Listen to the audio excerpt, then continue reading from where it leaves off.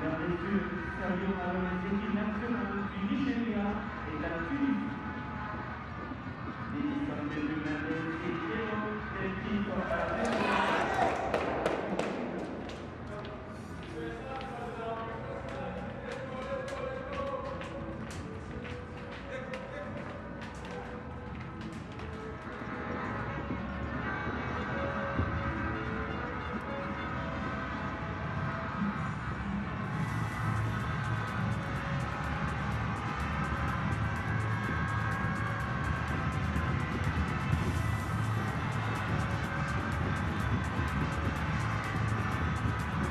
We welcome you from around the world for live action from the Africa Cup of Nations. It is Nigeria up against Tunisia in the last 16 of the tournament. It has got this continent absolutely spellbound. The only team that goes through the group stage of this tournament with 100% record, Nigeria, will progress into the second round, in contrast to those of the Tunisians, who lost 2 of their 3 matches in Group F.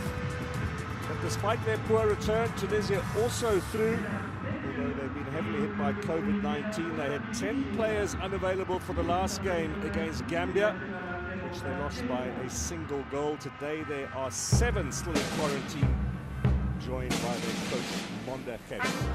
Let's start with the national anthems, and that of Nigeria.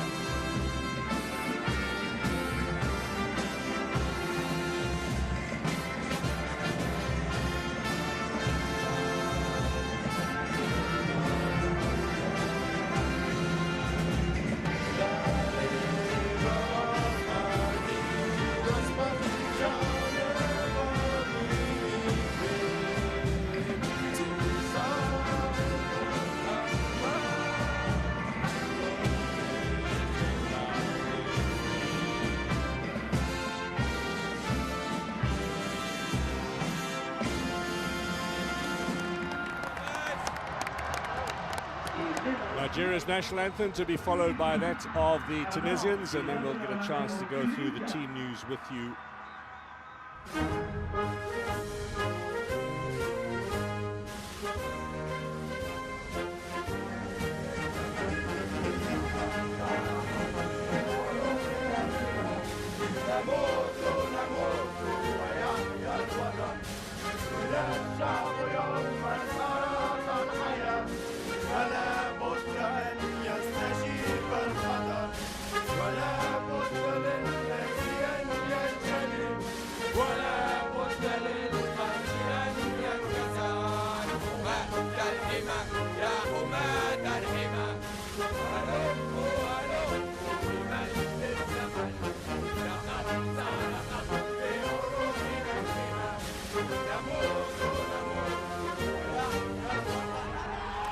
Well, not much has gone right for Tunisia at this tournament, but such are the vagaries of knockout play at big international events like this. Well, don't write them off against the powerful Super Eagles, who are certainly the overwhelming favourites for today's encounter.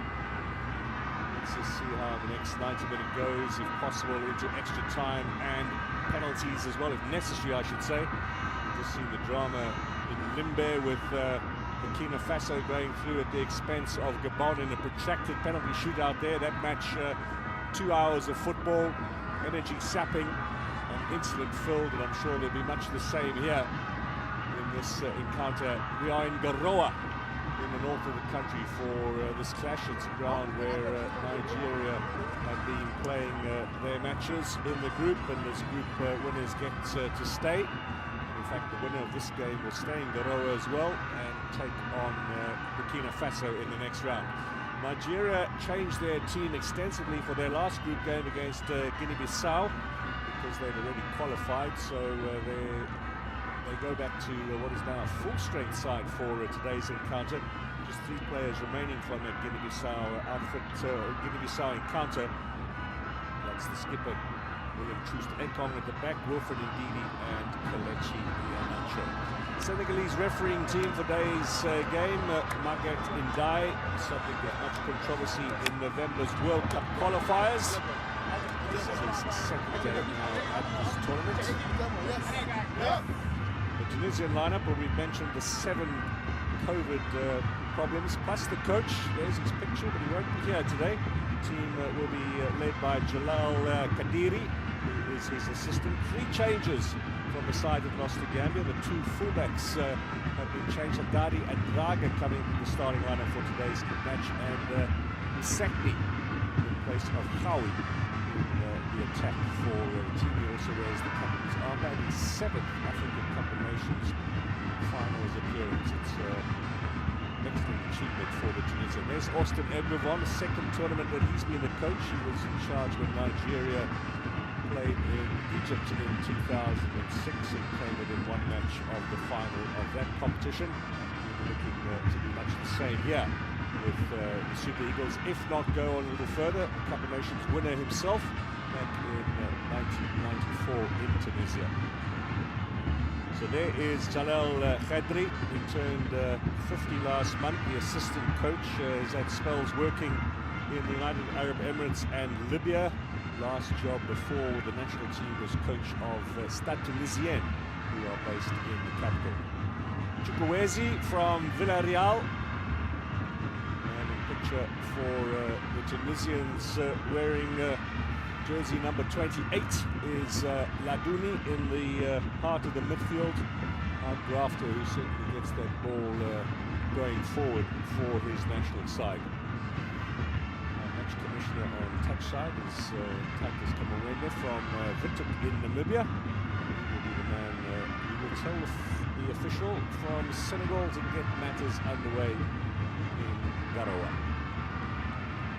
This is a sixth meeting between these two countries in Cup of Nations action. Their last one was in the last tournament in Egypt, the third place playoff game, which was won by a goal to nil. Igalo scored in that game. He's not here today, although he is officially in the squad, hasn't been released by his Saudi club for this particular tournament. Nigeria in the dark green colours for this encounter. Tunisia in the all-white. Match is underway. Nigeria attacking the goal to the right. And we expect this is going to be a real feisty affair. They've got the momentum within now, the Super Eagles. That excellent victory over Egypt, followed by comfortable success over Sudan and Guinea-Bissau in their group, and they'll go testing straight on. And we will have the first corner of the game as well. Moses Simon's probably been their best player so far. He's really been one of the stars of the tournament down the left-hand side of the attack. Stocky little winger. He's done well over the last couple of seasons with Nantes in the French league, and now back finding his form with the national team again. High hanging one. Up goes the big frame of Ndidi there. Ndidi again with the overhead kick, and just wide a goal. So early little statement here from the Super Eagles against the Tunisian side, really ravaged by this COVID-19 pandemic. 7 players, as we mentioned, not here today. In fact, they didn't even travel from their base in Douala. Neither did the coach, Mondecher. Also tested positive after the last game. They do, however, have Wabi Kazri back, as well as Naim Sliti. They both flew in this morning after returning negative tests onto the bench rather than the starting lineup for today's encounter. But you can bet your bottom dollar both of them will be used at some time by Tunisia. All the focus, though, in the lead-up to this match has been with Nigeria and how well they've transformed things after, of course, a rather disappointing World Cup qualifying campaign. Disappointing, I say, by their standards. They did, of course, win their group, and they will be up against Ghana in March to decide a place in Qatar. But they really struggled in some of those games. Central African Republic beat them in Lagos. They drew away against the Cape Verde Islands. It wasn't the Nigeria that the fans want to see, nor that we've seen in the past, and so there was a lot of skepticism, a change of coach as well, leading into this tournament. Simon a little too close to the keeper. They've turned it around. We have Nigeria. Really takes these days is one game. That 1-0 victory over Egypt was a big morale booster for the squad. It was a game that the fans greeted with some relish. The outcome against the Pharaohs never easy. They actually, Nigeria looked very comfortable on that evening.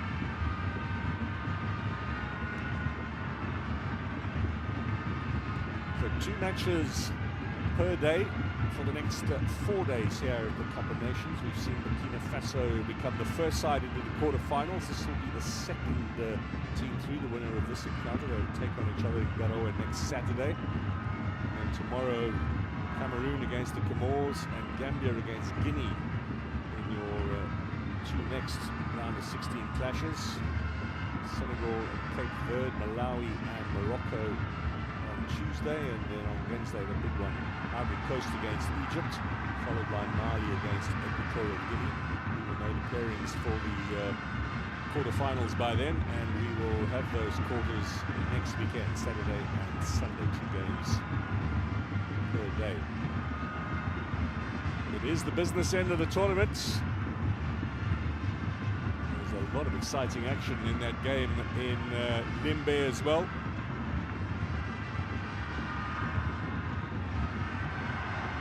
A bit of a miscue from Nigeria.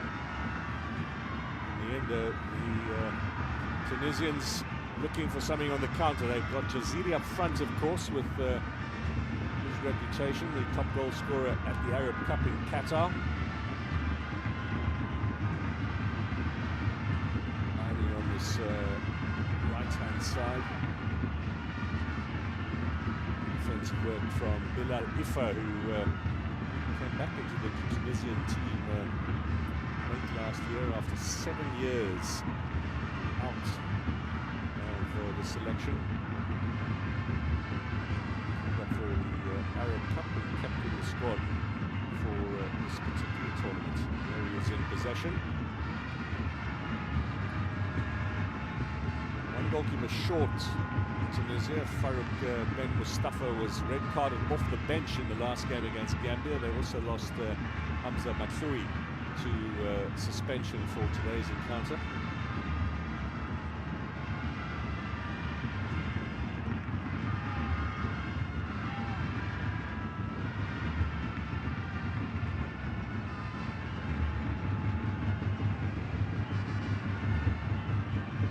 Tunisia, I fancy were amongst the happier countries at yesterday's World Cup draw.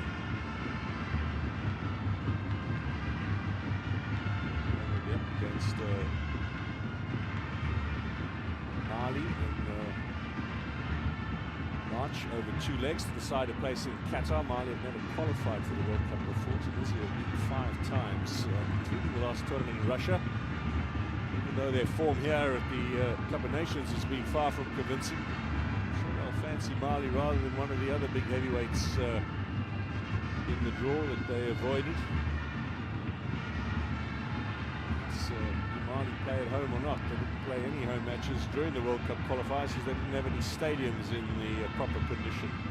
Maybe they'll get something fixed up by March, or will they have to go and play their home game on neutral territory? That'll be another advantage potentially for Tunisia.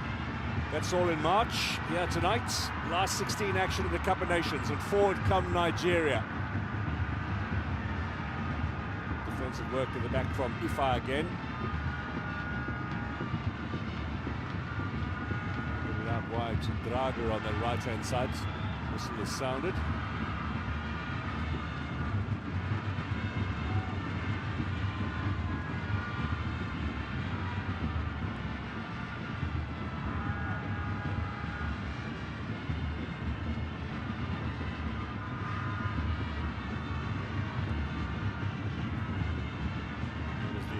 Challenge, and then Arrigo getting stuck in as well, the Scottish-based midfielder.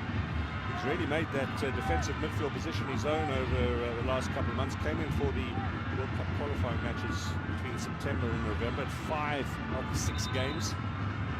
As a result, cemented his place.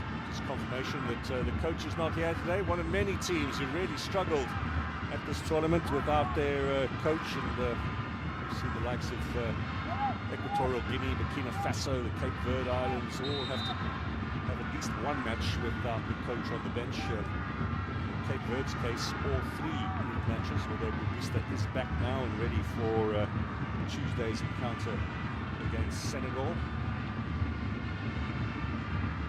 Of course, tomorrow the Comores will be without their coach as well. Amir Abdou is in quarantine after returning a positive test. No goalkeeper either for Comores in that match against the indomitable Lions. It's going to be a first for a major tournament. An outfield player pressed into service in goal. It's on the Olembe Stadium in Yaoundé tomorrow. A certainly build up here from Tunisia. Certainly in no rush, and not looking particularly nervous either against Nigeria. As we said, Nigeria had the upper hand in previous Cup of Nations matches, but World Cup qualification, Tunisia have certainly more than held their own in past competition. And here they come. This might be a little too long. Little chip inside at the back post from Sakni. Now, was that blocked? That was a positive effort from Tunisia. And here they go forward with Ben Slimani.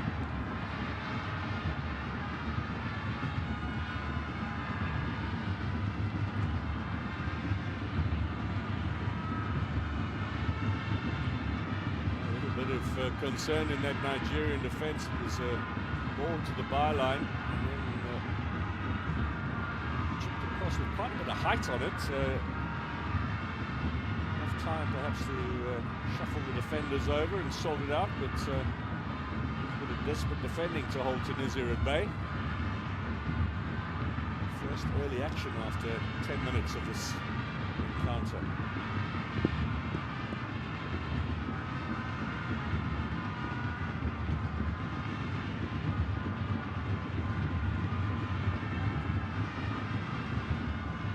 At the back along with Ifa. Two new fullbacks, as we mentioned, Draga and Haddadi in the lineup for today's encounter. Sakni, first start of the tournament for him. He's had 2 appearances off the bench.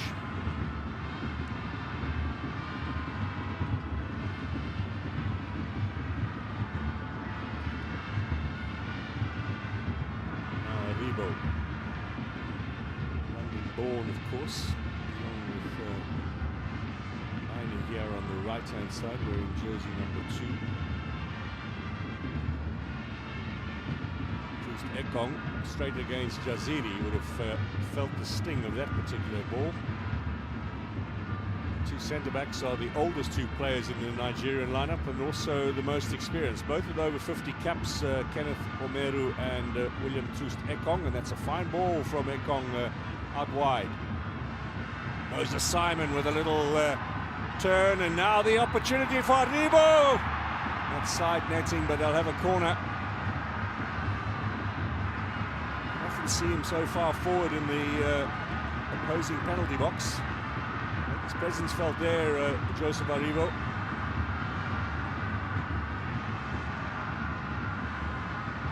Deflection as well, headed towards goalkeeper Ben Said.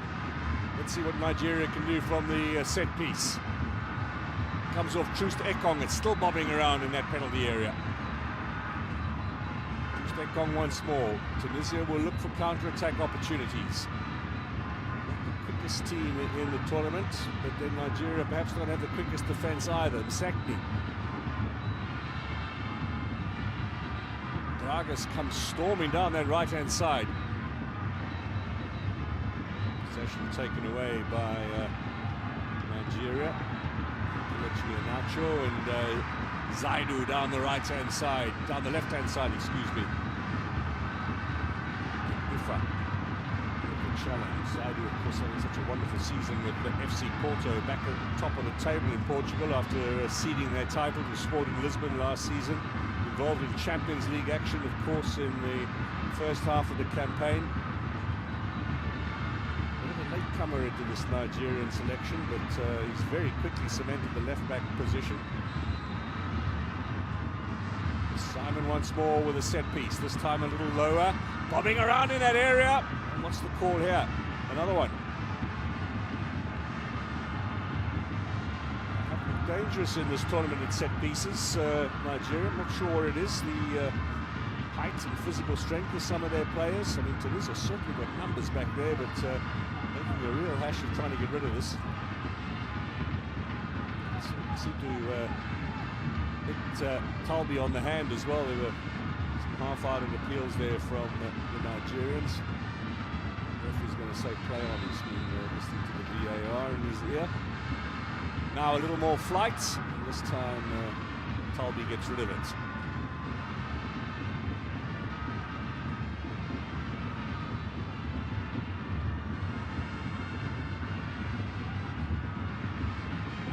Will be grateful to pick it up without too much pressure.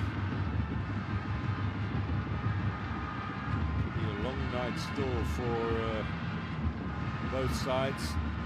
Possibility of extra time and penalties, of course, will loom larger as we head towards the end of the 90 without a goal, or without one or the other side being in the lead.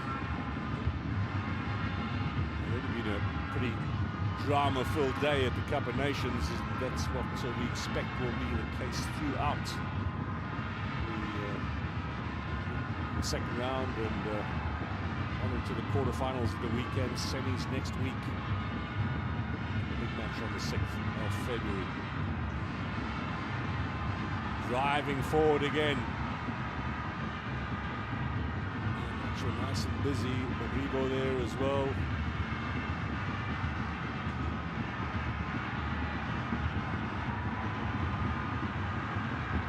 Looking to play the little 1-2. Maribo coming off on that occasion. They'll settle for the throw-in though.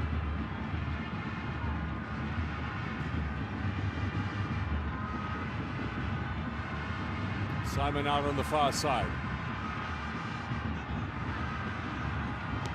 Defender is Mohamed Draga, German-born, plays at Nottingham Forest. High one up here for Ben Said. Decides to punch at it. This should be a Nigeria ball.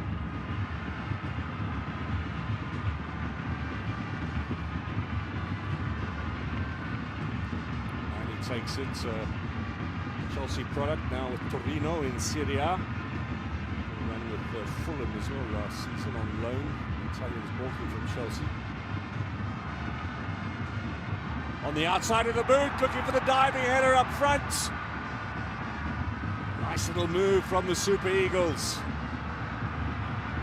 Strong and positive.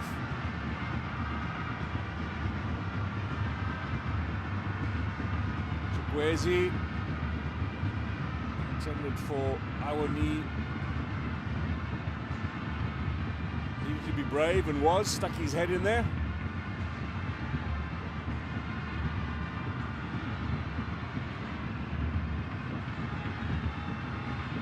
Warm-up games for Nigeria, nor for Tunisia in the build-up to this competition. Both sides battled almost immediately with COVID problems and also with player unavailability. So they came straight into the Cup of Nations, having played their last internationals in November in the World Cup qualification rounds. Tunisia topping their group and Nigeria doing the same.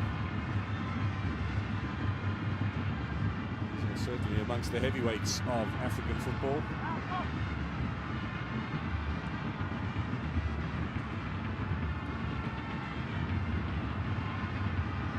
Now Ben Slimani.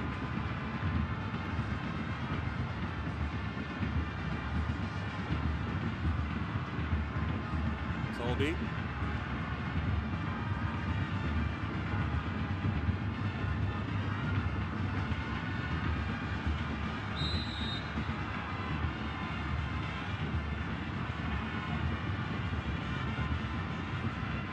Die with a free kick decision that goes Nigeria's way. Just checking on Olaini. Challenge with Sakni. Right in front of Austin Egwavon as well, the technical area for Nigeria. Omeru at the back. Survivor, of course, from the side that won the Cup of Nations in South Africa in 2013. Nigeria's last success.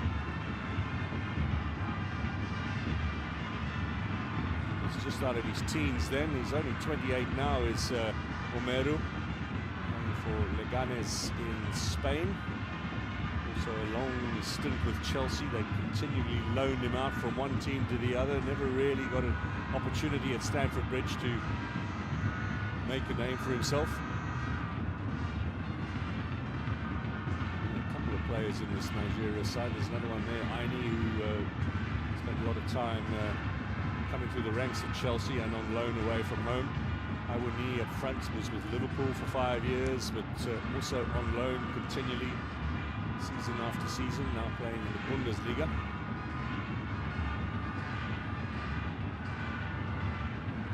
Practice of clubs parking players at other teams on loan will be severely curtailed next season by FIFA.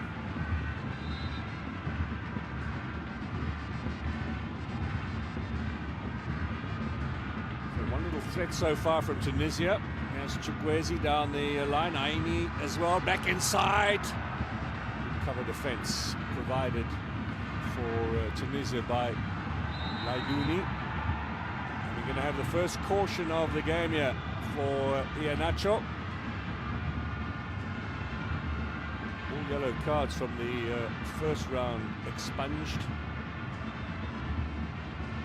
Start again, and you get 2 of these who are suspended for next game. So for Iheanacho, rather unnecessary catching Sakni in the face, and referees have been very strict on this in the tournament, and strict instructions from the refereeing committee to ensure that kind of play is punished by a card.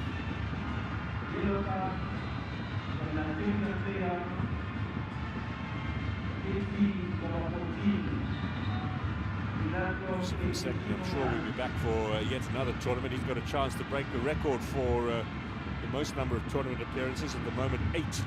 It's held by Rigobert Song and by Ahmed Hassan. He's 7th here. Dede Ayew was also on 7 for Ghana. Both of them still young enough to make the squad for the next tournament, should their countries qualify. Ivory Coast in 18 months' time will be hosting the 2023 edition of the African Cup of Nations. Big move forward. Asking Awoni to chase onto it. He's in a classic centre-forward role today. Just his 4th cap for Nigeria. A rich tradition up front, I think starting in the days of Rashidi Yakini and moving along over the years. We've seen some excellent centre-forwards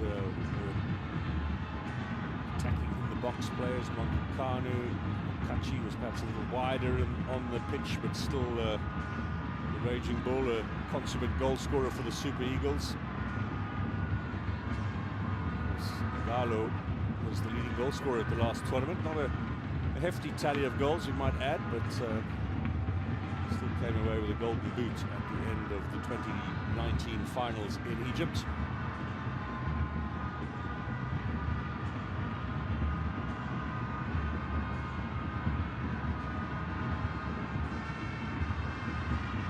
Good turn.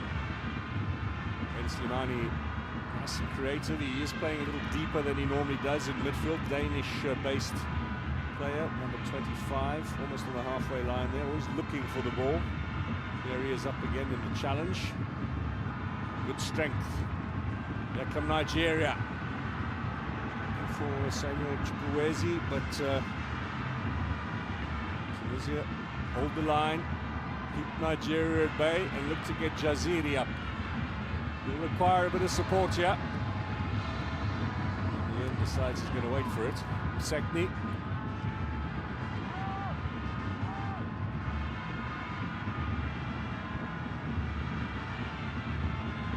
So far, a very cagey affair. You wonder whether there might just be 1 or 2 chances to settle this one. It's what Tunisia would prefer more than Nigeria.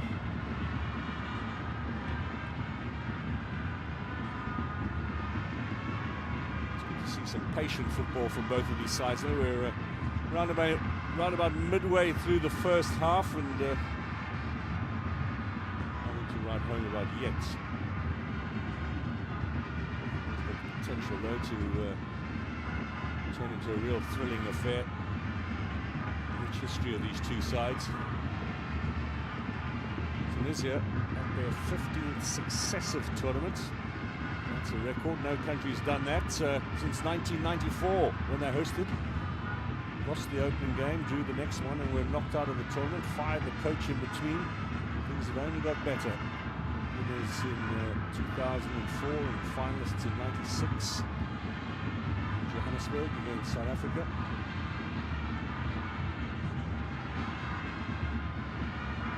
Play on, says the referee. Challenge from Talbi. Defender at the back for Tunisia. He's Tassal Talbi. He's Paris-born. Plays his club football in Russia now.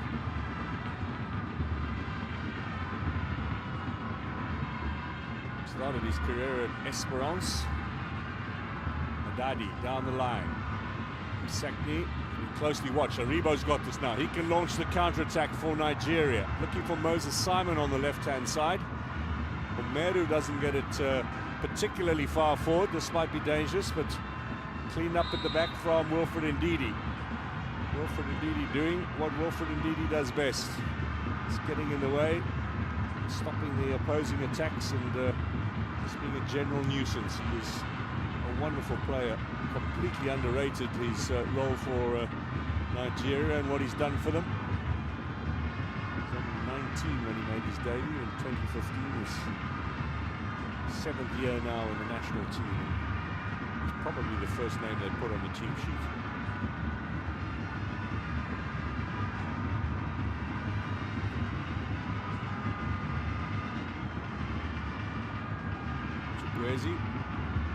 Villarreal in Spain, they won the Europa League last season. He competed in all the knockout matches and then got a hamstring injury before the final against Man United. Good turn here from Aribo. Tunisia aware of his danger and were there to make the block. Challenge on him, Sakni. Legal, says the referee. Play on. Moses Simon on the left-hand side. 2-8 in the middle. Simon into the penalty area. Trying to tease his way through the defence. They're probing Nigeria. Tunisia are proving equal to the task. Defensive questions being asked of the North Africans, and the answer has been a resounding success so far.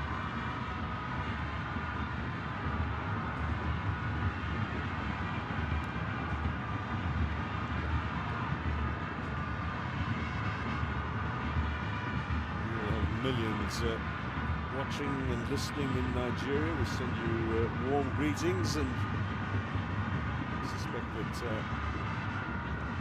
Tunisia will be pretty much all in front of their television sets as well for this encounter. Both countries well aware of what the Cup of Nations mean, with a rich tradition in the past. Decision against Awani.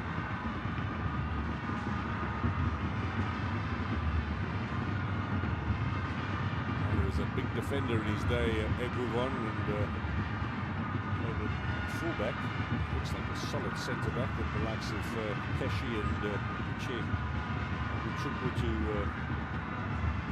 support him.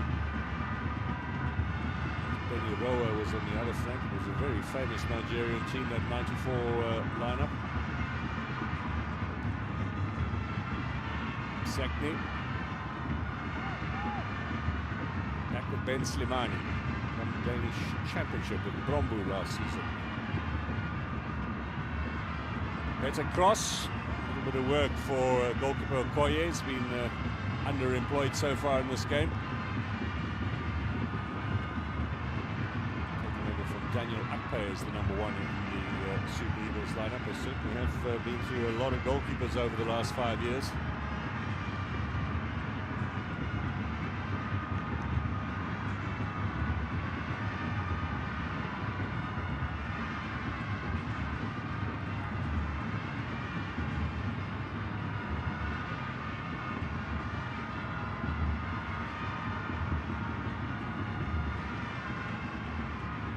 When he turns, but the whistle has sounded, the decision will go against him.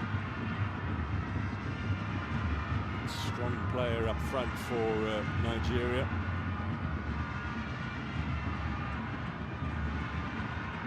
He's played for them at under 17, under 20, and at Olympic team under 23 level. It's taken quite a while to get him into the starting lineup of the Super Eagles, though.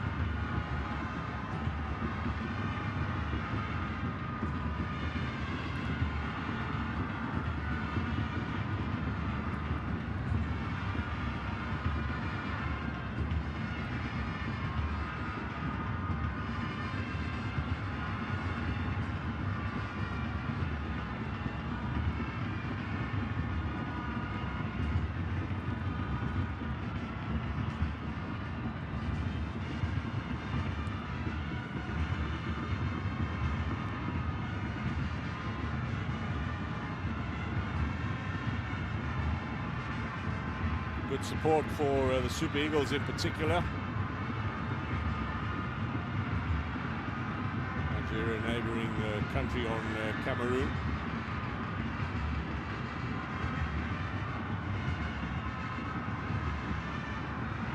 Tunisians have to come a little further.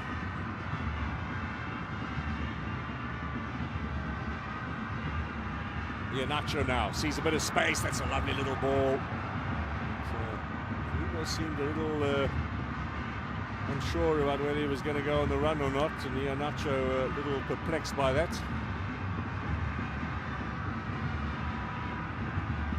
Not far forward, Aribo again, now tracking back alongside Ndidi. A lot of work early on and presented himself in attacking opportunities too.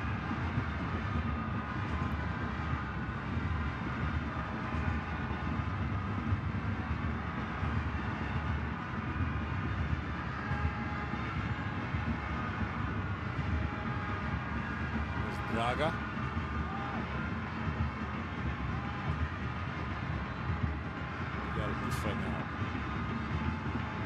Down the middle, looking for an opportunity here that needed a challenge from Troost Ekong. It was a good bit of defensive work from the skipper. Suddenly a little bit of a half chance presented itself for the Tunisians. Simon dispossessed. Frame of Aiduni again in that part of the defense.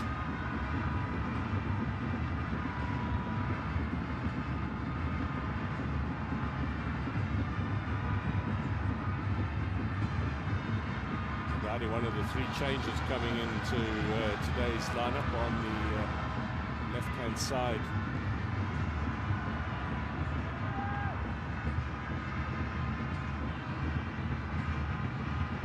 There he is again. Looking forward to him, Sakni.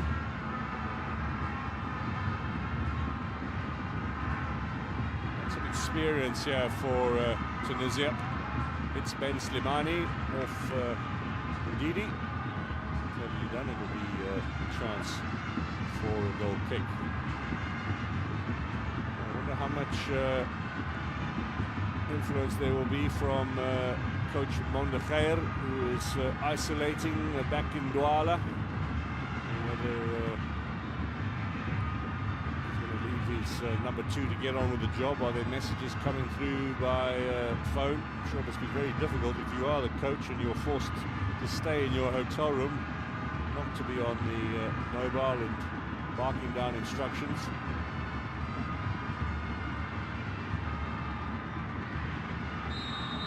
That's a bit of a clumsy challenge.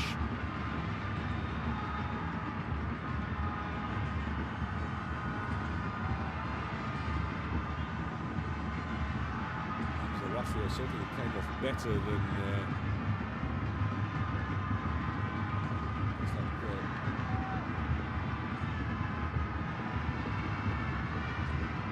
Nigeria. Zaidu. Both are up now. Zarafia with Standard Liège. He was on the books of Juventus for a couple of seasons. Then he got a chance in the first team. This is Ladouni again. Struggling just with the heat and humidity. More heat than humidity in Garoa.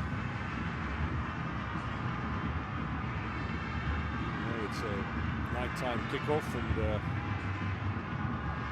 is some relief from the baking sun.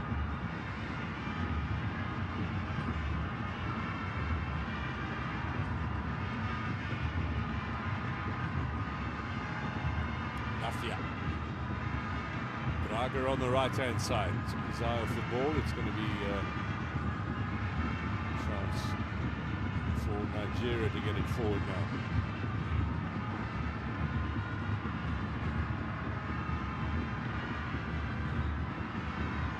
These certainly are abnormal times in the COVID pandemic, and the impact it's had on a major tournament like this, with coaches not being available, players having to isolate.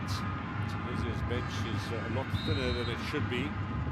Not as thin as we saw earlier in the tournament when Malawi had 4 substitutes only on the bench near the beginning of the campaign. They overcame that difficulty, booked themselves a place in the last 16. They'll be playing Morocco in a couple of days' time.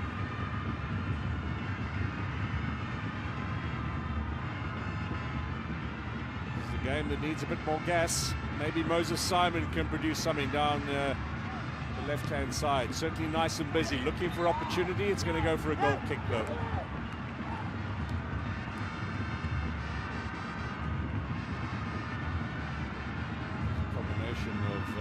Rafia and Draga. Looking to get the better of Moses Simon and in the end winning the tussle.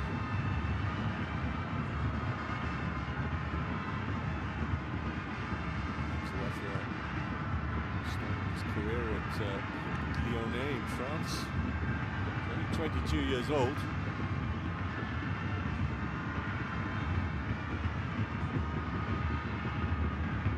Zaidu now. Those many players rested against Guinea-Bissau. Did the right thing, Montenegro. It's tough in the first round. 3 matches all inside the space of 10 days. You have the opportunity to rest your players when you've assured yourself of progress into the next round. Indeed, Nigeria were actually confirmed top of the group after they beat Sudan in their second game. An opportunity then to play some of the fringe players, get the rest of the squad get a few minutes under their legs. Certainly utilised by Montenegro. His side a lot fresher today than the vast majority.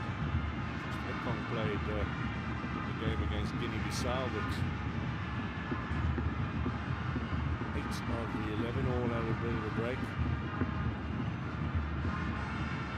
Let's see how much fresher they are going to be than Tunisia. Tunisia also involved in the last game of the knockout phase against Gambia on Thursday. Nigeria had played 1 day earlier, so there's also that factor, 24 hours more rest.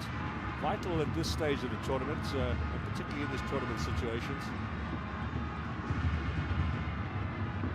Rest and recuperation, part of modern day football.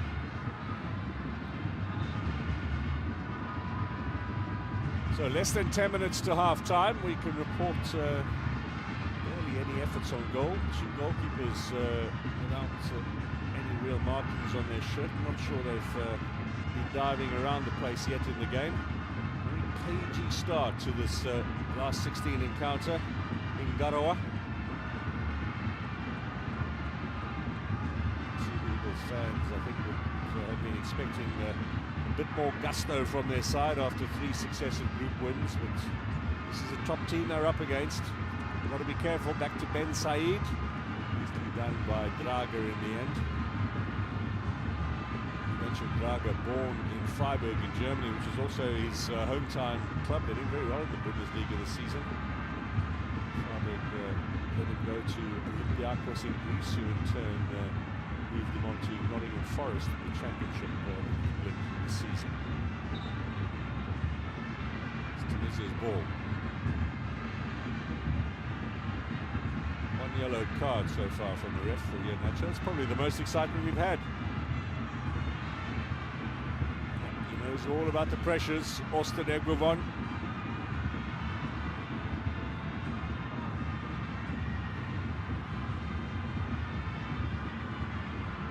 Segni now into the penalty area. This is the danger man.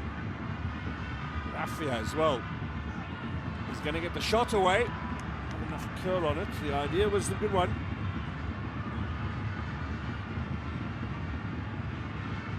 Chances might be limited in this game. Space might be limited. If you get in a window of opportunity, take it.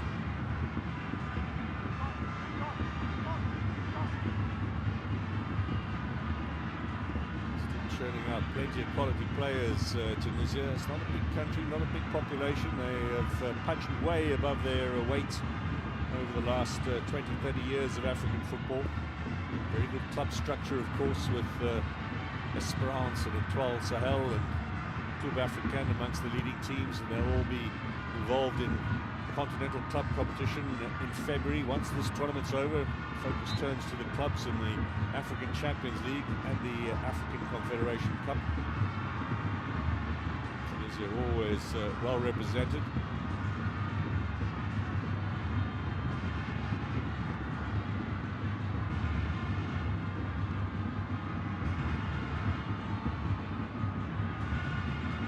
Just AFCON. That's like the long ball out of defence. Unusual for a Dutch-raised player born in Haarlem, same time as Fulham comes from. Putting less on the dreadlocks.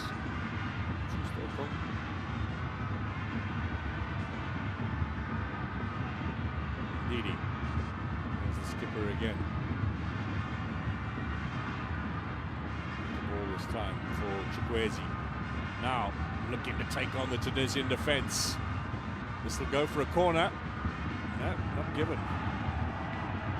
No complaints from Chukwueze either, so he knows he had the last touch. Okay, to take them on though. Let's see here, there was a little ball. It came off a Tunisian shin. Video evidence concurs with that. However, nothing for Nigeria. You don't get VAR decisions on throw-ins and corners. They'll be here all night. 5 minutes now to half-time. Who's going to liven this game up? It's a long ball forward here in search of Jaziri up front. He likes the pass, he likes the idea. So Okoye out very quickly to claim it for the Super Eagles. Kenothomeru and Zaidu on that left-hand side. And been very successful down the left so far in this tournament. Looking for Iheanacho. Ben Slimani.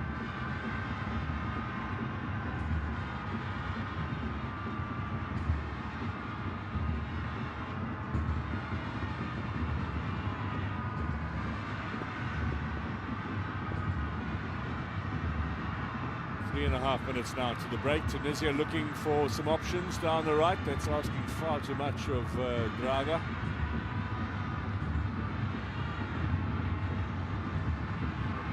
So with the long pass for his defensive colleague. It's one way to tire out your fullbacks. So of course with Club Africain, he's been there for his entire career.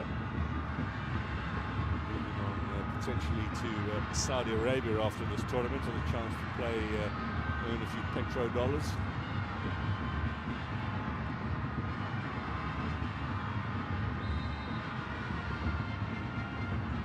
Nigeria's draw in that World Cup pairings yesterday.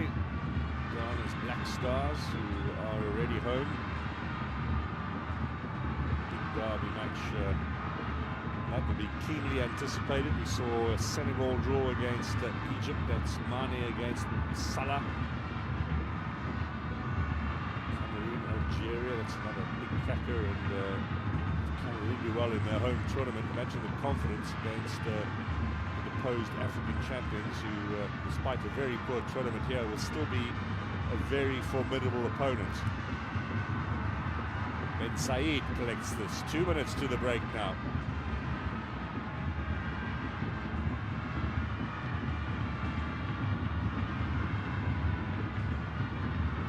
Very few box entries. Defense has been solid on both sides.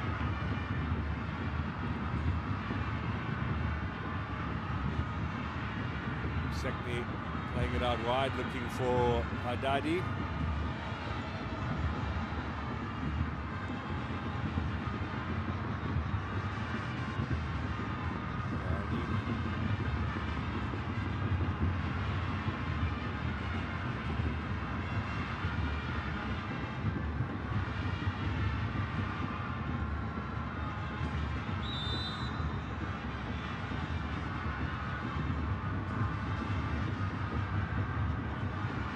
Finally, a foul goes the way of Iwani. Now, if they can get that ball up to him. Kelechi Iheanacho, you wonder how crucial is he going to be to Nigeria's hopes of winning this game. It's quite a contrast in drama and action to the earlier match, in case you missed it, in Limbe. Burkina Faso winning on penalties against Gabon.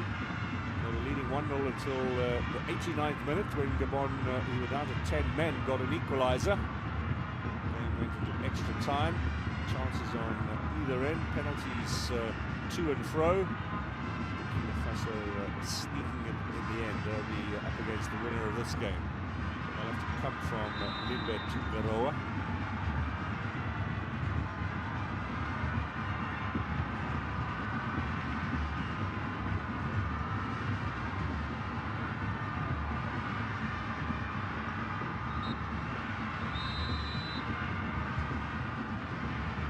Well, the refs decided no additional time needed, quite rightly so too.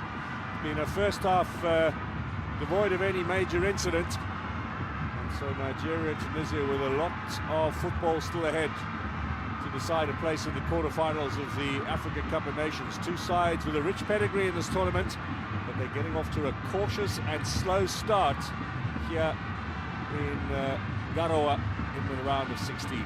0-0, half-time.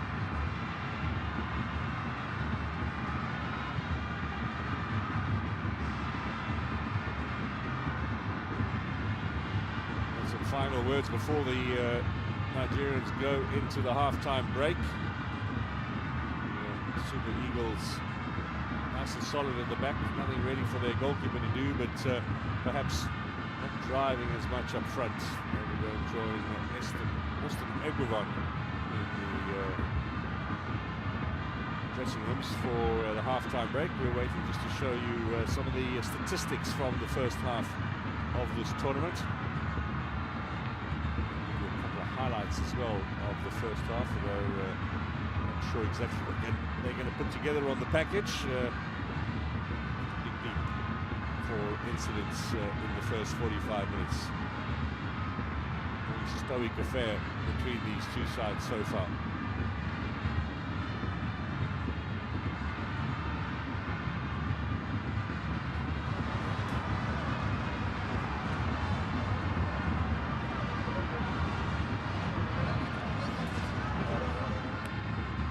Here's a look at the stats from the first half. Not much difference in the possession. You'll see the total number of attempts on target. Total of 6, only one though on target in the entire game. 4 corners and 1 yellow card. 20 fouls committed in the first half.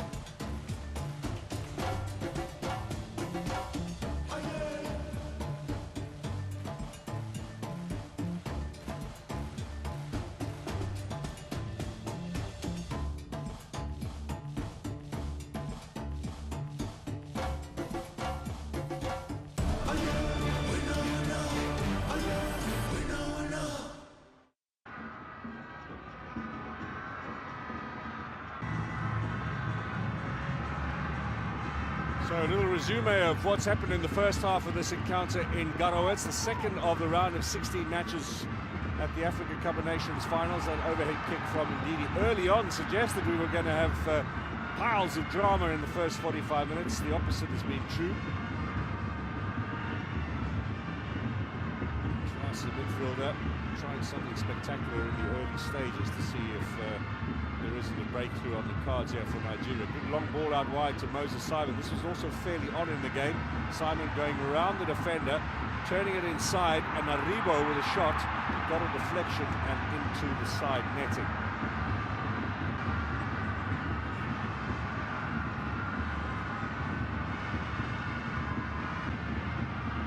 Ben Said in goal for Tunisia. Long ball in search of Irony. That's a free kick in favour of the Tunisians. You see what we mean by lack of opportunities and real lack of highlights too in the first half of this game, with a push in the back of Talbi. The referee calling that Tunisia's way. And then at the other end, this is Yusuf Msakni, always dangerous, into the penalty area. Cross or shot, not sure. There wasn't much power behind it. Then a little turn here from Rafia, he put it wide. That really was all we saw from the Tunisians shooting-wise in the first half. You saw from the stats none of their efforts on target in this game.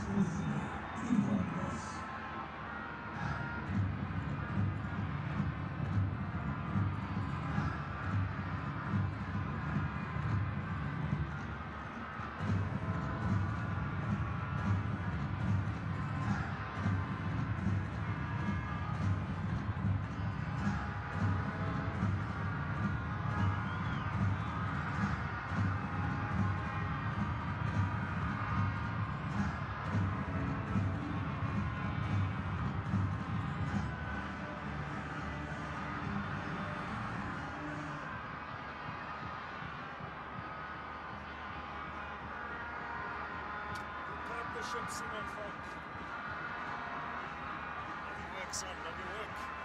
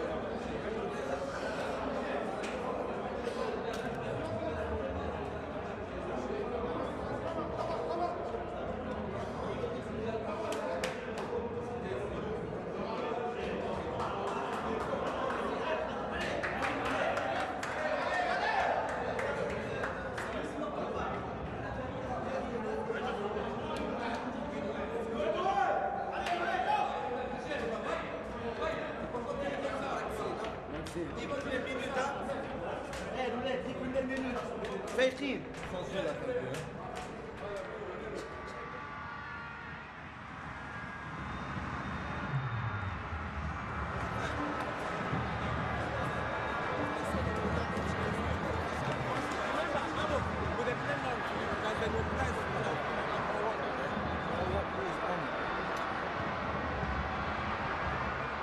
Welcome back, everyone. Garoua is the venue of this last 16 clash of the Africa Cup of Nations finals, Nigeria and Tunisia. A first 45 minutes devoid of any real chances. A little bit of a see what you've got, see what I've got affair. Let's hope it picks up in tempo at the start of the second half and we get some real fireworks going. It's that time of the tournament now when we expect all-out football. Everything is at stake. One-off knockout games. You could be on your way home after just 90 minutes. The tournament will deliver a team into the quarterfinals here tonight. It will also deliver a team to the departure lounge at Garoua International Airport tomorrow morning likely. So there is plenty at stake. A Tunisian side with 7 players still in quarantine. COVID-19 outbreak in their camp over the last week. Also without coach Monder Geber. Austin Eguavon on the bench for Nigeria. He's been in this situation before. He was coach in 2006 at the finals in Egypt. He's won this tournament as a player. Been to the World Cup, of course, competed in Belgium. He knows his stuff. Let's see if he has imparted it to his players, and they are going to turn things around here in the second half. No goals in the first 45 minutes. The winner to take on Burkina Faso at this very ground next Saturday. Cup of Nations continues tomorrow with Gambia against Guinea and Cameroon against the Comores. Wednesday, of course, and Morocco, preceded by Senegal and the Cape Verde Islands. And then on Wednesday, the final round of matches in the last 16, Ivory Coast and Egypt. That's the one everyone is looking forward to, as well as Mali against Equatorial Guinea. There might be a chance. Little slip there by Aino, and Tunisia on the march, on the edge of the area, shot! Oh, goal! Along the ground, catches the goalkeeper, Okoye, and Tunisia have the lead. Youssef Msakne is back, and he is back in style. What a hammer blow that might be. Absolutely thrashed along the ground. He was given time, he cut inside, banged the ball goalwards, and Tunisia have the lead. Held off the defence here. He's got plenty of time. Have a look here. Sets his sides past one, past another, and then a little curl on that shot. Well outside the area. Catches the keeper. And all of a sudden, we've got some drama in Garoua. Tunisia with the lead against the mighty Super Eagles. 3 successive wins in the group phase, all count for nothing now. Tunisia lost 2 of their 3, but Youssef Msakne has found the back of the net. And the Super Eagles are going to have to lift up the tempo now and move up a gear or 2. They have been caught napping at the start of the second half. What a turn-up this could yet turn out to be. Miserable opening round for Tunisia. They literally snuck into the last 16. Youssef Msakne, 7th tournament, with yet another vital goal for Tunisia. What a big player he's been for them over the years. How big could that goal be tonight? Well, this has been a tournament full of upsets, including Tunisia being beaten by Gambia on Thursday. Just a couple of days rest. Is it the Tunisians who are going to reverse the agony and impart it onto someone else. I bet they are going to be nice and tight at the back now. It's going to need something really special from Nigeria. He has another chance. Get it away from Omeru. Moses Simon back to Zaidu. Turn here from Iheanacho. He'll get the free kick. Their book so far in this game is Kelechi Iheanacho. Strike that was from the second. I wonder whether the goalkeeper might have done a little bit better. COVID in the build-up to the tournament in second, he actually struggled a bit with the virus and didn't feature in the first two games. The first game, I should say, substitute appearance in the next two. Not much of an impact. Starting lineup today. Wow. Just reminds us what a special talent he is. 31 years old now, Msekni. Like the Peter Pan of Tunisian football. By the way, that's his 15th goal for his country in what is his 80th appearance. In his debut at the Cup of Nations in 2010 in Angola. Going to need something special now.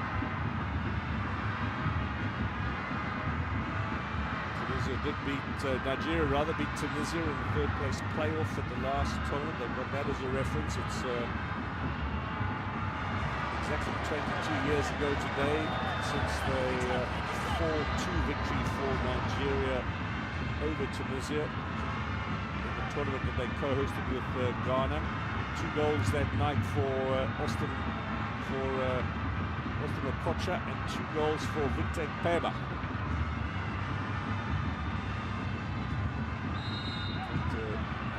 Tunisia met each other in 3 successive tournaments, 2000, 02 and 04. Know each other well at this level of competition. Now here's Nigeria looking a little brighter. They just got away from Iheanacho. It was a good turn from him, and he seemed to just stub the ball forward. Free kick here.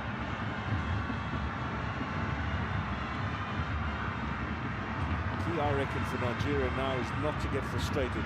Tunisia know how to defend. They know how to drag the game. They know how to defend the lead.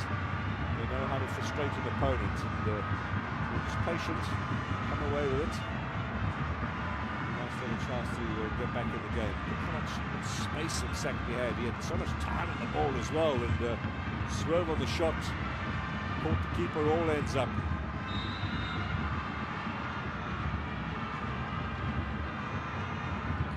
How was he allowed to fire from that far out?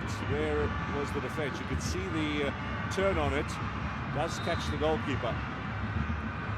Might have got a stiffer hand to it, but there must be some sympathy too for the fact that it turned as much as it did. It swerved, probably the better description.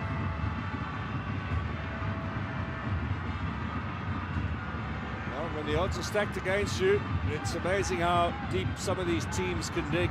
7 players out with COVID, no coach, they lead by a 1-0. What does that mean tomorrow when the Comores play with no goalkeeper? Are they going to thrash Cameroon, the hosts?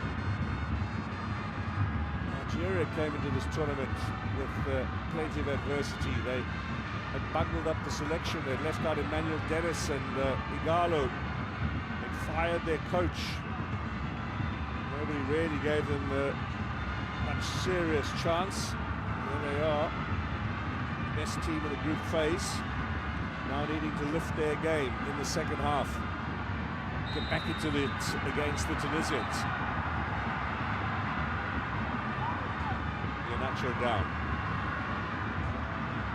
That's going to be the second yellow of the match, awarded by referee Ndai. There's been one on Nigerian side for Iheanacho, and now Naibumi goes into the book as well.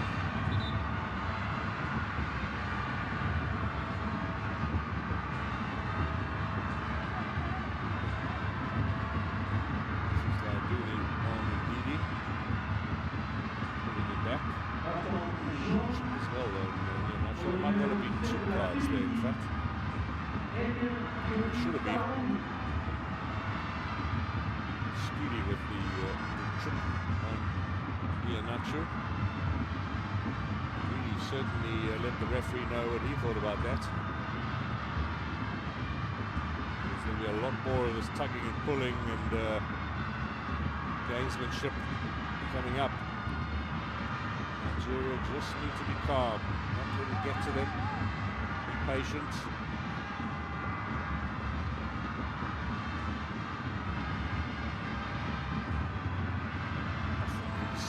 Big matches are turned on one moment of magic, and secondly so far for Tunisia. Now at the other end, opportunity for the Super Eagles. They're in there for Awani. And Saeed got there first.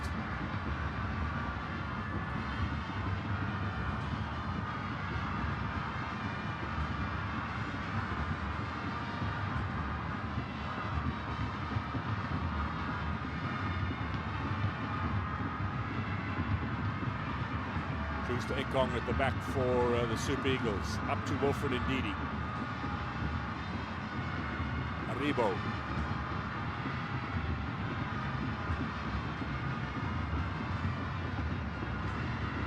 Right out with Zaidu. No way through for him, so they're going to start all over again. A bit of pressure being put on there by Ben Slimani.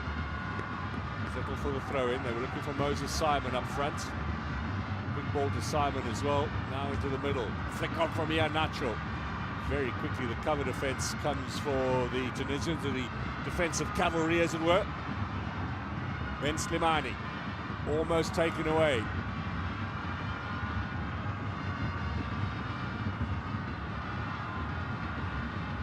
Rafia, still in play. Roof for Tunisia. From Malaiduni says to his teammate, well, what did you expect me to do? There's options off the bench, of course. The veteran Ahmed Musa. Will he come on and show us some of these genius and turn things around? Now, here is Iheanacho. Stubbed his toe as he looked to get that shot in. Well, that's a positive sign for Nigeria. That much space inside the penalty area.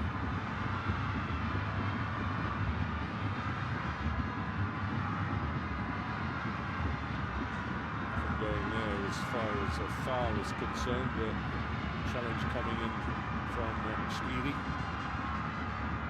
There's a reminder of the score. Yusuf Msekni straight after half-time. Long-range speculative effort in the back of the net. Now Awani up wide. Chukwueze. Still he goes. He's got the pace. He's got the trickery. He's lost possession. There come Tunisia. Remember, the counter-attack is certainly on for them.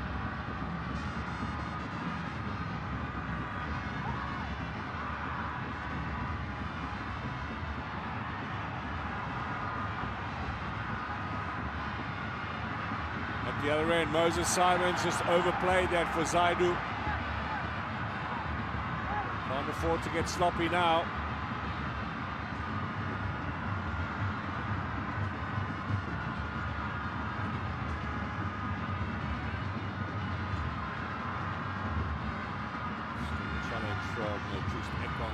He was back up on his feet again. This was Moses Simon. Ball for the left back, which was perhaps a little bit too strong. So the changes are going to be made very quickly, and you can see Alex Iwobi. Nika is there as well. Fresh legs on for the Super Eagles any moment now.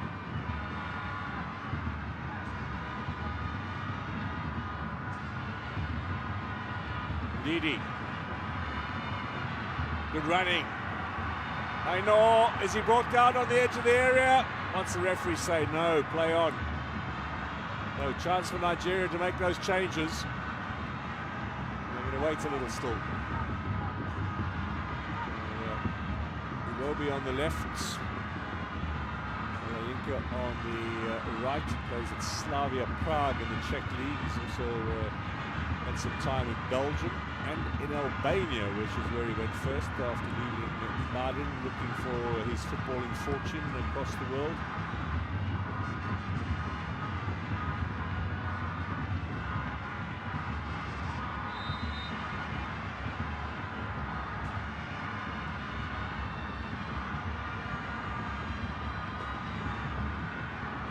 Stay down, buy some more time.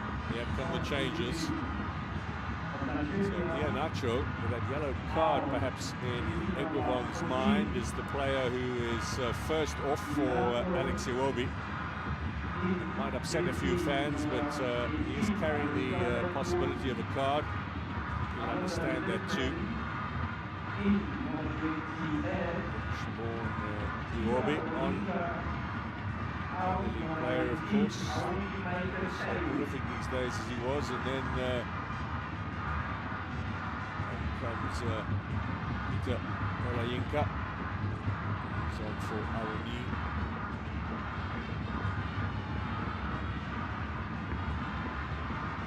Nigerian career restricted to just 2 caps. He won his first one, Olayinka, back in 2019 in a friendly against Brazil.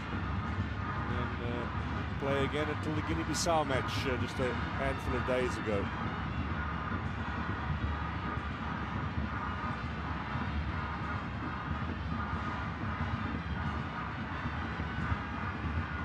He's done a good job up front, not much in the way of service, not much in the way of support.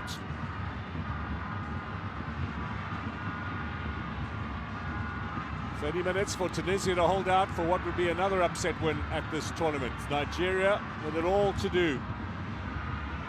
Now, this current generation, have they got the fortitude and the wherewithal, of course, that you need to claw your way back in these situations? Otherwise, it's Tunisia against Burkina Faso in the quarter-final. Who would have thought that?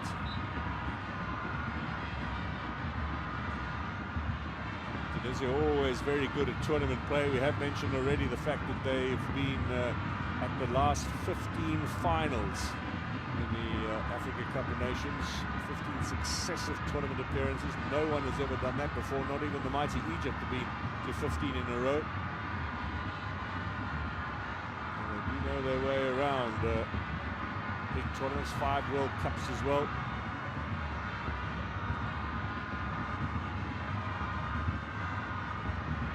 Ekong.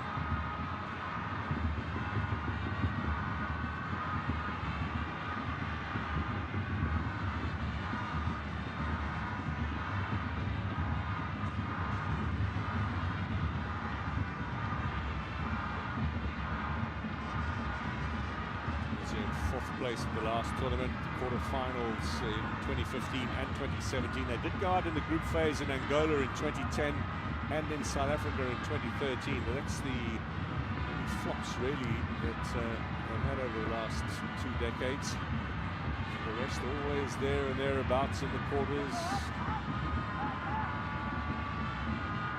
Quarterfinal finishes a total of 6 times in those 15 successive tournament appearances. There's Moses Simon. Now the shot from Ndidi. Need a lot more attempts like that to get themselves back in the game, but that must be seen as a positive for Nigeria.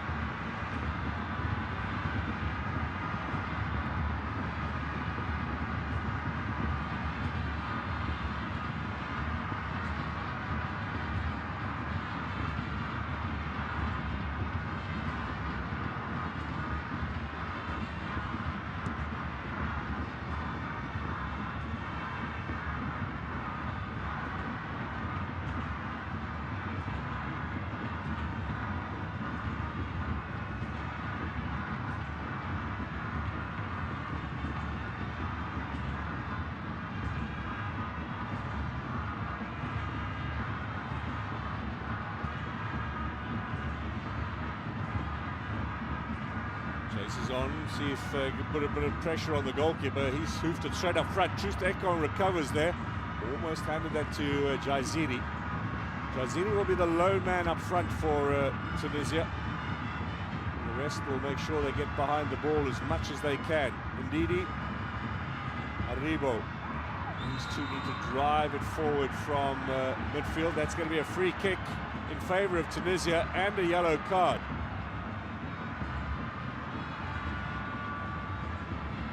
That's Iwobi rather, not Aribo. Just come on. Looks a little bemused.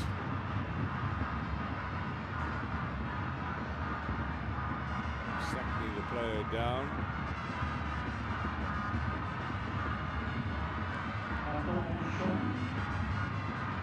Not getting any answers out of the Senegalese referee. This was the challenge. He caught him on the ankle.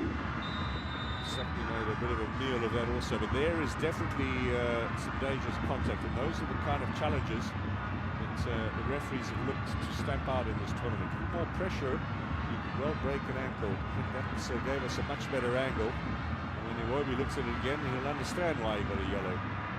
Now the ref's gone to have a look at it, maybe a red card.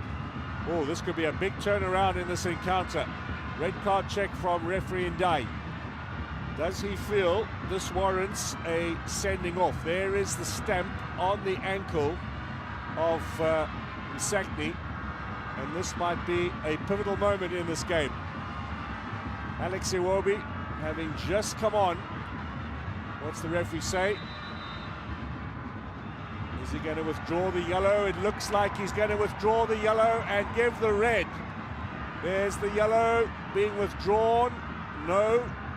Red's coming out. Nigeria down to 10. Iwobi will play no further part. The Super Eagles are a man light, a goal down, and they've got 25 minutes to rescue their Cup of Nations. To be fair, it was a dangerous tackle, and there are very clear instructions not to allow those kind of challenges. To be fair on Iwobi as well, he's looking to play. If Sakni comes across, and I don't think you can call that deliberate at all, but any contact with the ankle area with force in the studs means a red card these days, certainly at the Cup of Nations. And Alex Iwobi, barely on the field, is off. Nigeria down to 10. Well, if there's any consolation for the fans, Gabon were down to 10, round about the same time of their match earlier on against Burkina Faso, came back and scored an equaliser in the last minute. I wonder if they're reading from the same script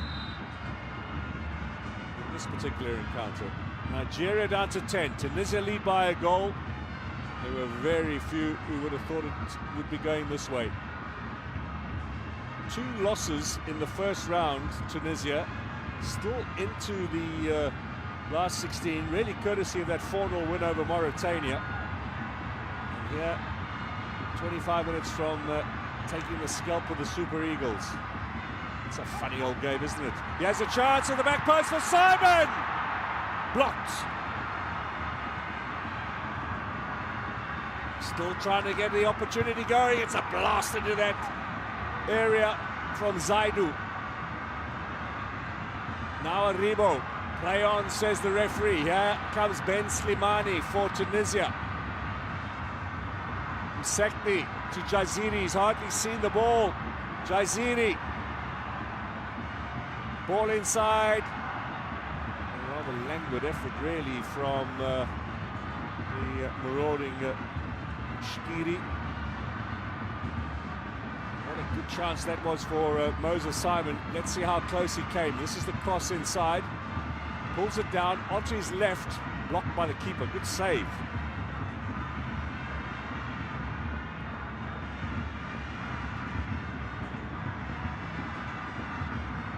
Now, Nigeria need a lot more of those opportunities. Aribo. Meru pushing forward. Zaidu. Run into the area here. Little turn back to the fullback. It's onto his right foot. Knocked it wide of the target. Looking positive though. Keep those coming, and the Super Eagles have got a chance to get back in this game.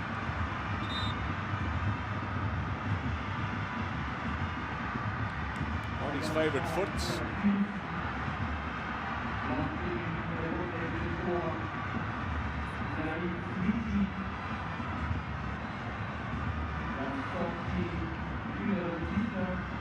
So Naim Sliti, who's been in isolation, a negative test returned yesterday, flown belatedly behind the rest of the side to join them here. Will come on, and that will be change for Tunisia. Rafia off, Sliti on. Lots of experience that Naim Sliti's got at this level of competition.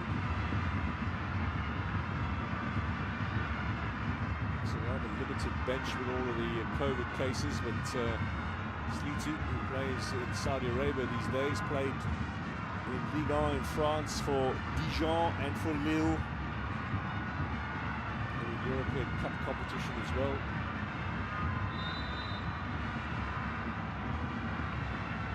Knows his way around the African Cup of Nations. Nigerians will start looking at the clock now.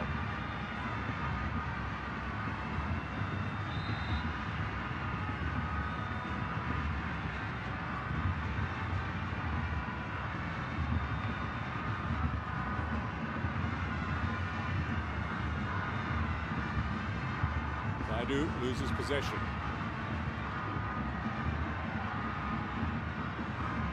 All the way through, the keeper's hardly seen any of the ball.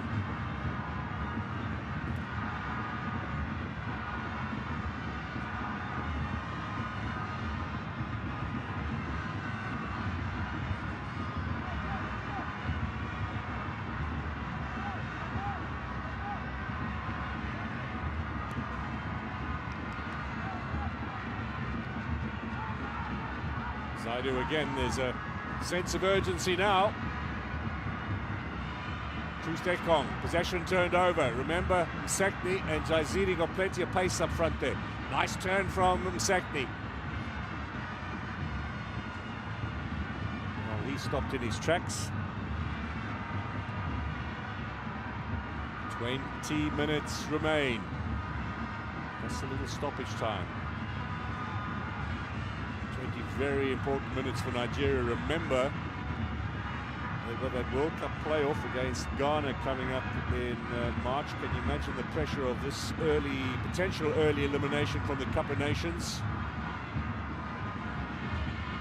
That would certainly make it a lot more even than it is at the moment, given how poorly Ghana fared.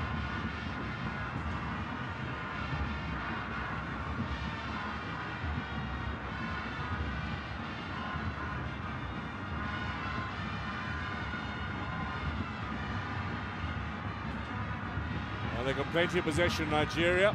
Are they going to turn it into goals? Kenneth Omeru, he's won a Cup of Nations. He can perhaps tell the other guys how it's done. Ekong. Wide out onto the right. Aino, still going. This is positive. 2-8 in the middle. Ball's cut back to Chukwueze. Tries the turn and gets the shot wide of goal. Looking for a corner, not given.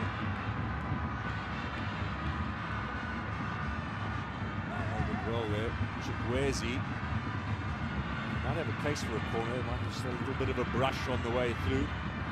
Difficult for the official to say.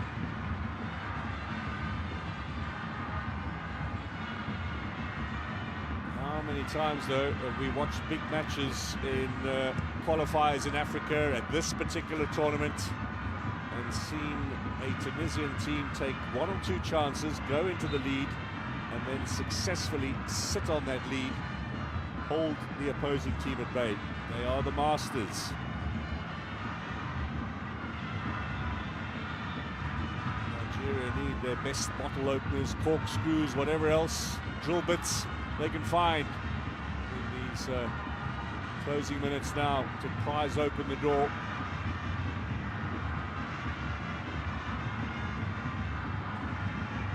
Down to 10, of course, with Iwobi sent off. Zaidu. Simon. Still Simon.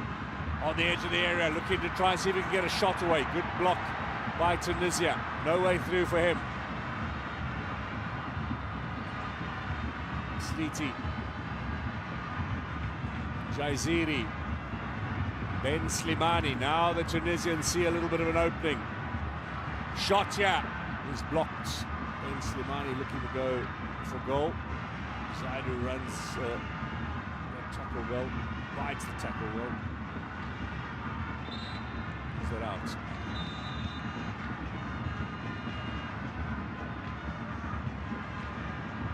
Gaiduni will be key in these closing stages.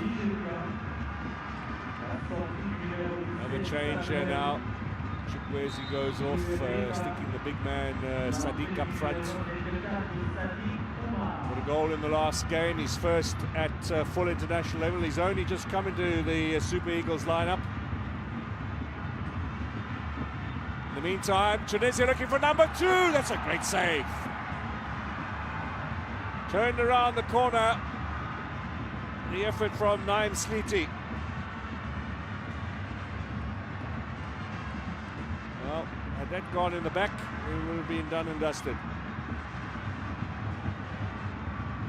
Full stretch from keeper Okoi. Headed to Watford from Sparta Rotterdam, where he's been playing for the last 6 months. He's been on loan, signing him at the beginning of the season. Sliti now, from shot taker to corner taker. Cleared away. Back with the men in white, though.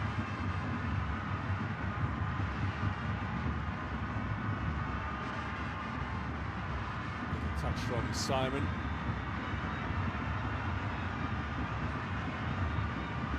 Sliti, there's a real buzz about Tunisia now. They can sense something. They've got 50 minutes to go.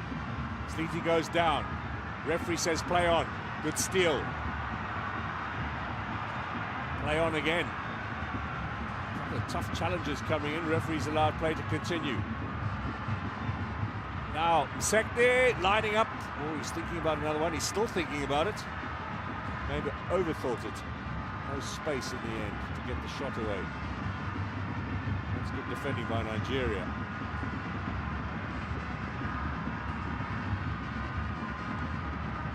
Ben Said clears. There's Moses Simon. He's been top performer at this tournament up to now. Is he going to turn it on a little further?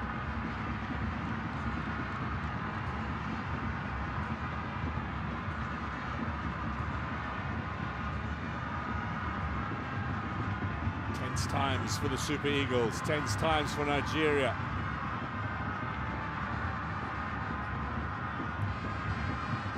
Didi straight at the referee, and the referee, he feels, should have stopped play. That's a foul, Tunisia, and Ndidi is going to get booked here. Or is he? I think the ref's just going to give him a warning, but Ndidi pointing out, and quite rightly so, the ball strikes the referee. There's got to be a cessation of play and a drop ball.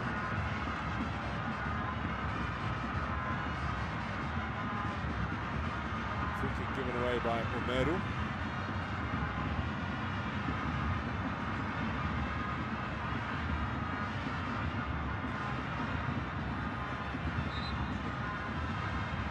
And Slimani.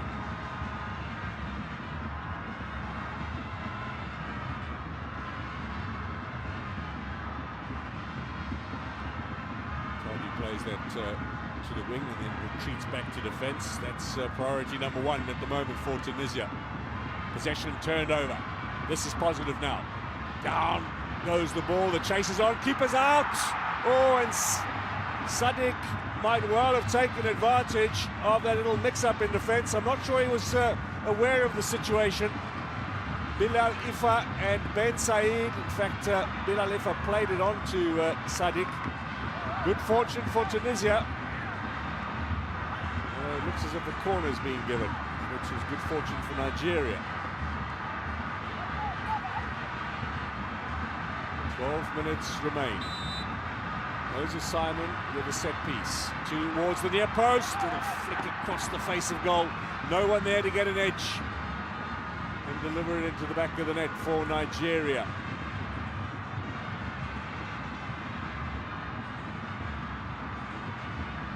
Nigeria ball.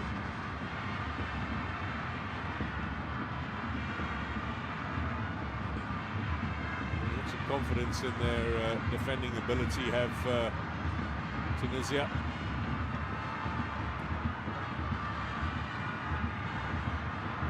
Too close to the keeper. It's a disappointing one from Olayinka. Left-sided player as well, so they've got a bit of an overload there on the left that they're looking to use with Simon and Zaidu and Olayinka. Not breaking through just yet, though.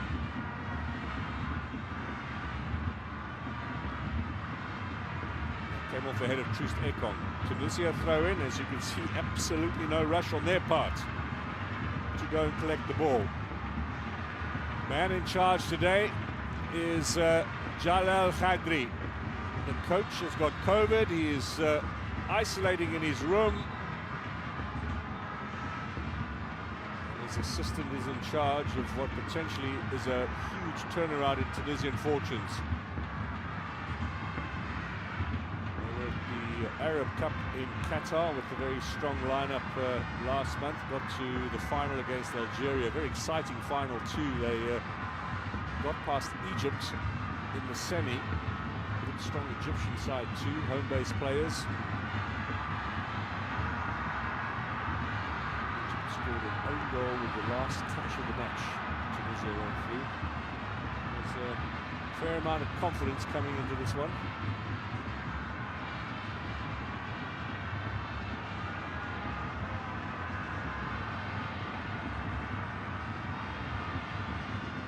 Happy just to keep it down in the Nigerian half of play.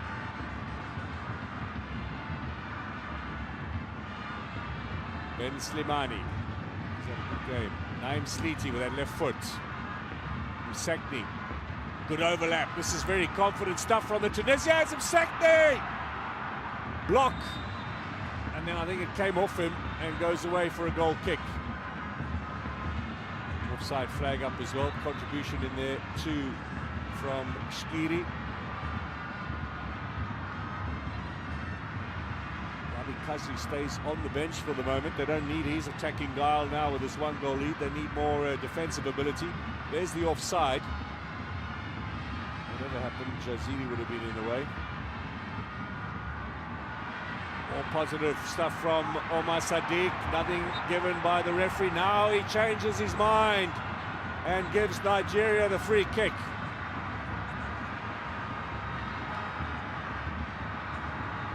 The 24-year-old from Kaduna who plays for Almeida. They're right at the top of the Spanish second division. Winning the kick there. Played for Roma in Serie A, for Torino and Bologna. He's been around as a very promising junior for a long time, and now at the age of 24, looking to deliver for Nigeria on the big stage. Free kick opportunity. Clock says 8 minutes to go.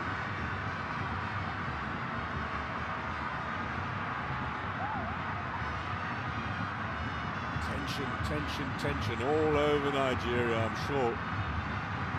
And across the world, of course. All the Nigerians watching in the US, Canada, across the rest of Africa.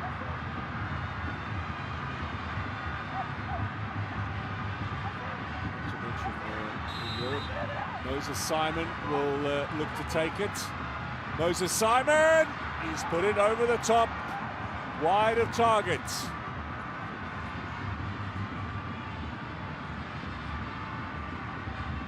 Another chance goes a-begging for the Super Eagles.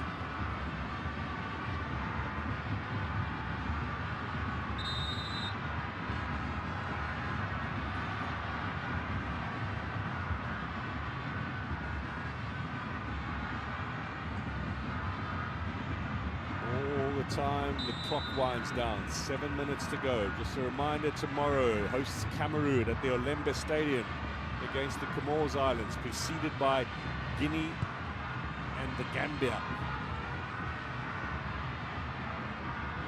The shocks continue in the tournament tomorrow. Burkina Faso already through. They meet the winners of this tie in the quarterfinals on Saturday here in Garoua. Good bit of work from Sleety. Still Sleety. Down he goes. That was a dive worthy of swimming gold at the Olympics. Sadiq, he gets the free kick. Interesting that the referees are not stamping down on players diving in the penalty area. There he is, Wabi Kazri. This is his 5th tournament. He's been shown back to the bench by the 4th official. All the officials today are from Senegal.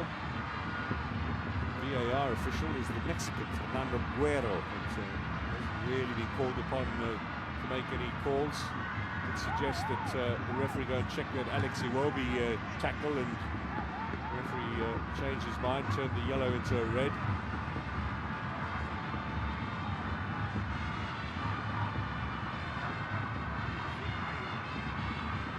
Long throw from Nigeria into the danger zone. Keeper gets a punch to it.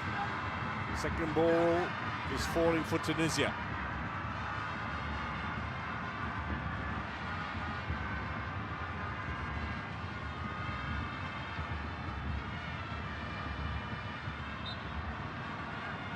Free kick against Trus Ekong. Laiduni again will take his time and wind down the clock.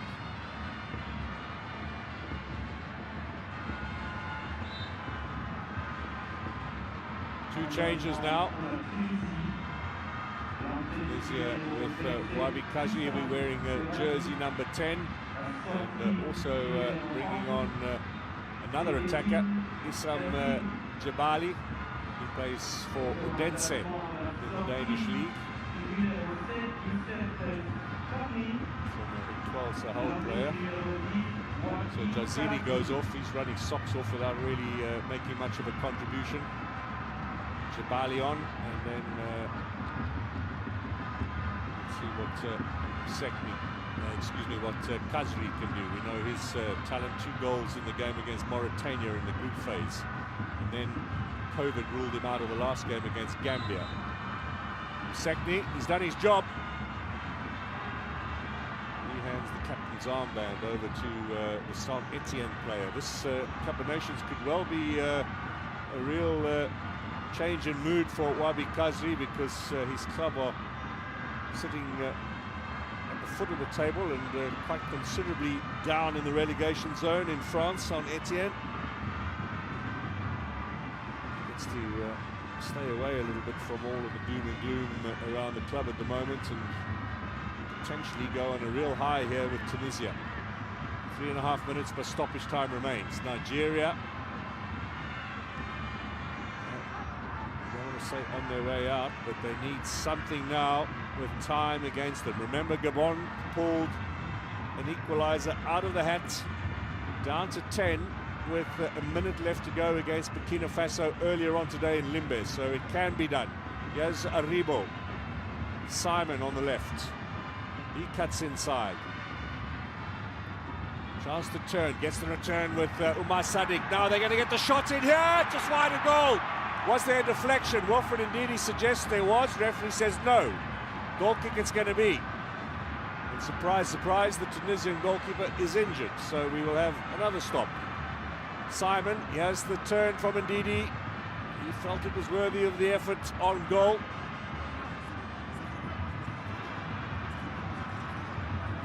That was going well off target, we might add.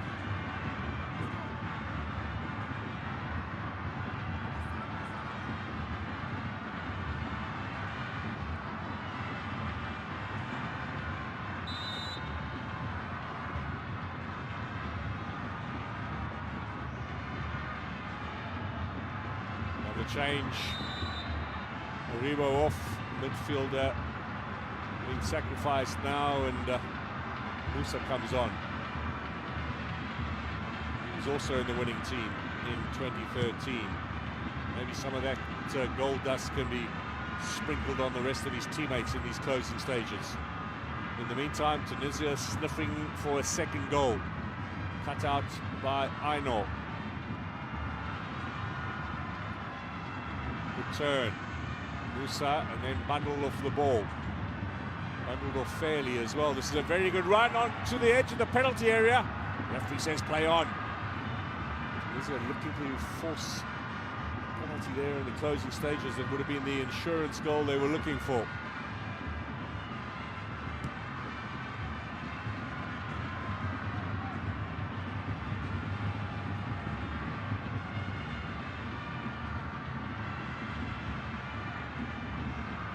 Not been too many chances in this game for either side. That one long-range shot from Sekni, is that going to be the difference? 1 minute plus stoppage time. Time is running out. Tunisia, always so good at defending a lead or turning on another masterclass, although that from Ben's side is probably not in the textbook. Coach is being encouraged to throw everyone forward. He's saying to his staff, that's what I've told him to do, just get up there.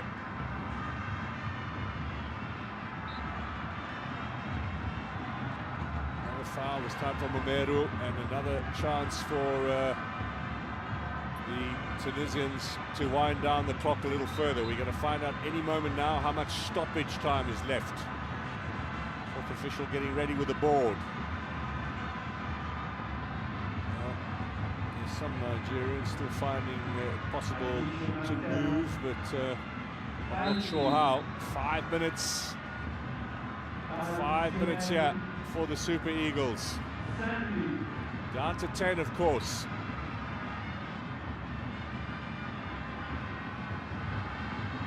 This might be the opportunity. Is it? No! It's across the face of goal. That was the one, perhaps. Excellent opportunity for Sadiq.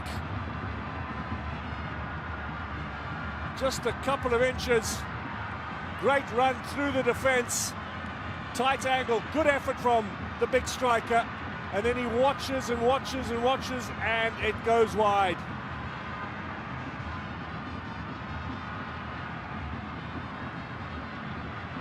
Maybe that 20-30 centimeters could well be the difference between Nigeria and the place in the quarterfinals.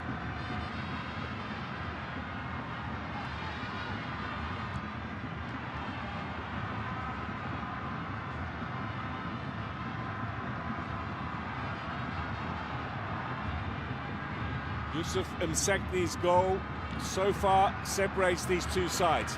Nigeria are running out of time. Big ask now for the Super Eagles. Can they get themselves back in the game and force this encounter into extra time? Everybody is forward. Moses Simon one more time, delivers. Loose ball again collected by Tunisia. Up to Kazri. Kazri gets some support. There's some fresh legs on here for the Tunisians. And they know sometimes attack the best form of defense. If they can keep it up there, so much the better. But possession is given away. 3 minutes to go.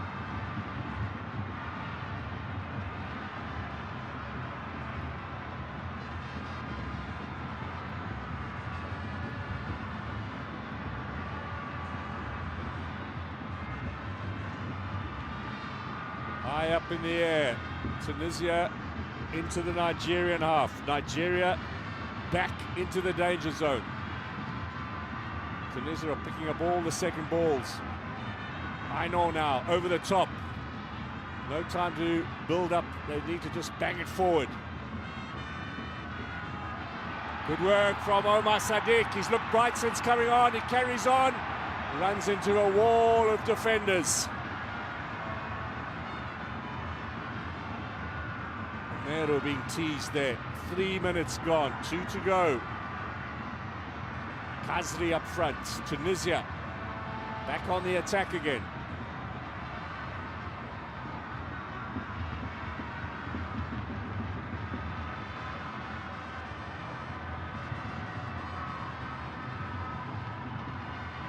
They lost 2 of 3 group games, Tunisia, might I remind you.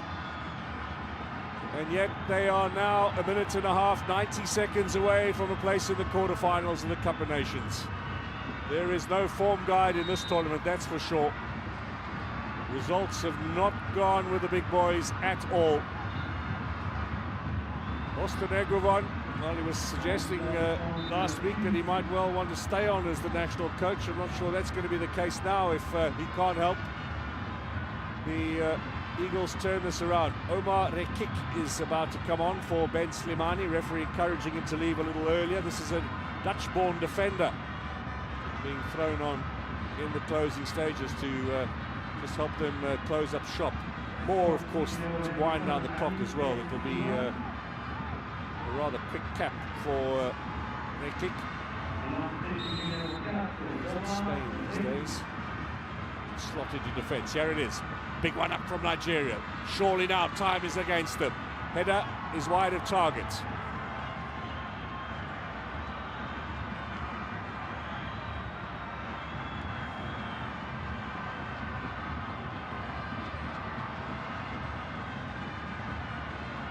The only team to win. There's Reda, who goes to all of these tournaments for Tunisia, the super fan. Will he be celebrating? Well, Tunisia already celebrating on the field. High fives amongst the defenders as they know that the clock is now just a couple of seconds away. Surely this must be the last throw of the dice for the Super Eagles. They've got to get it forward. Referee puts his whistle to the mouth. Tunisia have won. An incredible turnaround here for the Carthage Eagles. They are through to the quarterfinals to meet Burkina Faso, and Nigeria, who promised so much after a very good first round, including beating Egypt, are out of the tournament in the round of 16. They made it all the way to the semi-finals in Egypt in 2019. Now a much more bitter defeat. And of course, much thinking to do with the World Cup playoffs to come in March against Ghana. What a turnaround for Tunisia.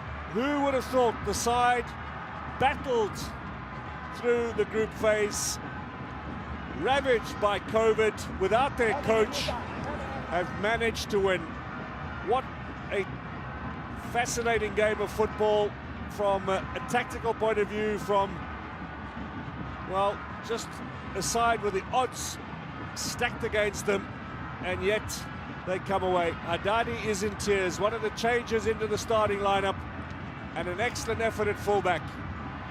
The one goal in the game from Yusuf Msekni. Tunisia are into the quarterfinals, the last 8 in Garoua next Saturday against Burkina Faso. They have beaten Nigeria by 1-0.